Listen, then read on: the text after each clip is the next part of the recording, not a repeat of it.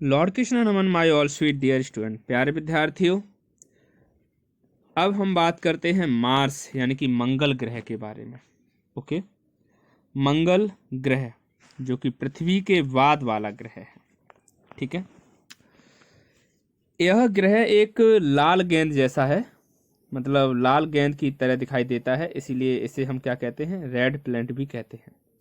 जीवन की संभावनाओं के कारण इस ग्रह में अन्य ग्रहों की तुलना में मनुष्य को अधिक दिलचस्पी रही है।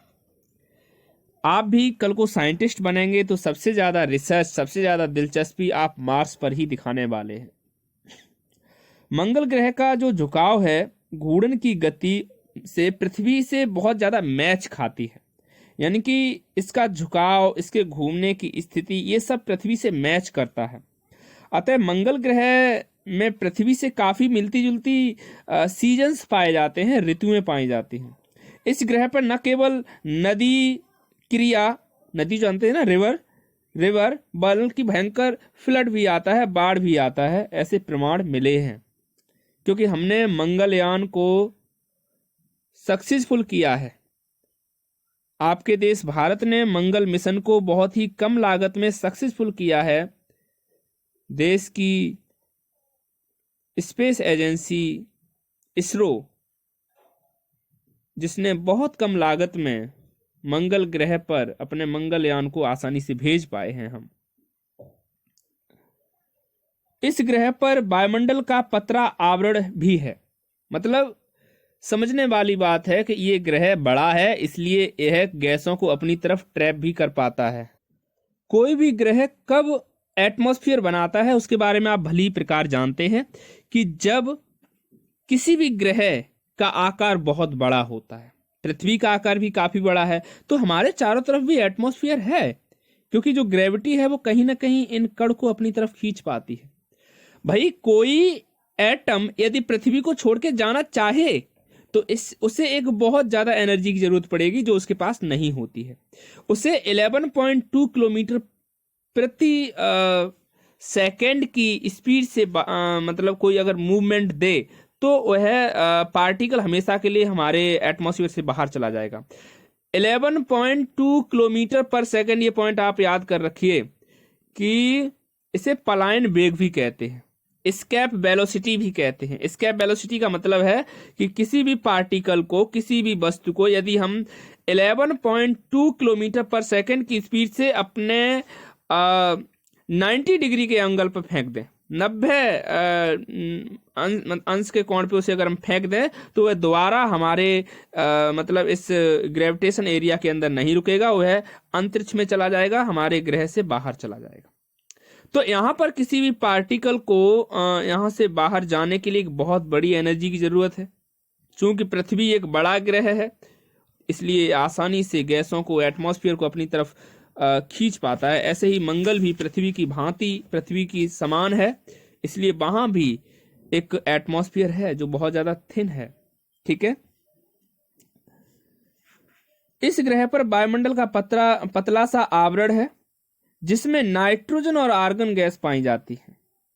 निक्स ओलंपिया एक पर्वत भी है यहाँ पे। निक्स ओलंपिया अपने माउंट एवरेस्ट से 3 गुना ऊंचा है। अपने माउंट एवरेस्ट से 3 गुना ऊंचा यहाँ पर एक पर्वत भी पाया जाता है जिसे कहते हैं क्या, निक्स ओलंपिया। कुछ कंट्रियों ने यहाँ पर अपने मिशन को भी अंजाम दिया है, जैसे कि यूरोपियन कंट्रियों ने बीगल 2 मिशन करने की कोशिश की है, सक्सेस। नासा ने स्पिरिट मिशन भी किया है, जिससे कि ये ऑर्बिट, मतलब यहाँ पे ऑब्जर्वेशन कर पा रहे हैं। अब तो भारत ने भी यहाँ पर अपना मंगलयान भेज दिया है। इसे लाल ग्रह भी कहते हैं। सूर्य से चौथा ग्रह है ये। कौन सा ग्रह है? सूर्य से चौथा ग्रह है। सूर्य की परिक्रमा जो है 1 वर्ष 321 दिन में पूरी कर देता है। 1 वर्ष 321 दिन में पूरी कर देता है, और इसकी जो शेप है वो अंडाकार है। आकार में यह कैसा है? अंडाकार है। केमिकल कंपोजिशन की बात करें तो 95% कार्बन डाइऑक्साइड है, 2 से 3% नाइट्रोजन है और 2% आर्गन है। कुछ मात्रा में बर्फ भी पाई जाती है। जलवायु अमोनिया तथा मीथेन भी यहाँ देखने को मिलती है। और सबसे ऊंचा पर्वत तो आपको पता ही है, निक्स ओलंपिया। निक्स ओलंपिया, ये आप पॉइंट याद रखिए, ठीक है। मंगल के 2 उपग्रह भी हैं, मतलब 2 चंद्रमा भी इसके हैं। उन चंद्रमाओं का नाम क्या है यहाँ पे? फोबोस और डिमोस। फोबोस और डिमोस। मैरिनर 9 मंगल ग्रह का अंतरिक्ष अभियान जो है शुरू हुआ था, ठीक है। सूर्य से औसत दूरी कितनी है? 1.52 एस्ट्रोनॉमिकल यूनिट। पृथ्वी से निकटतम दूरी है 0.38 astronomical unit.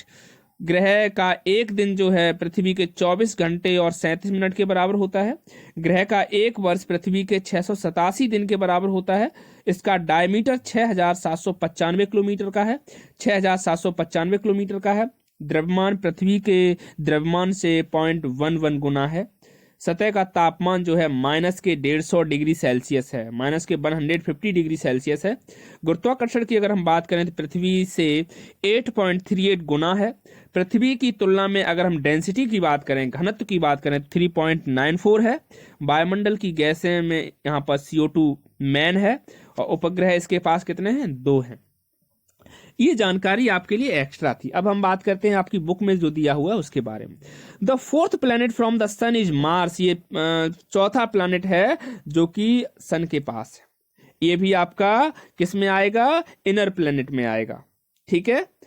It completely one revolution around the sun 687 days. 687 दिन में ये सूर्य का एक पूरा चक्कर लगा देता है।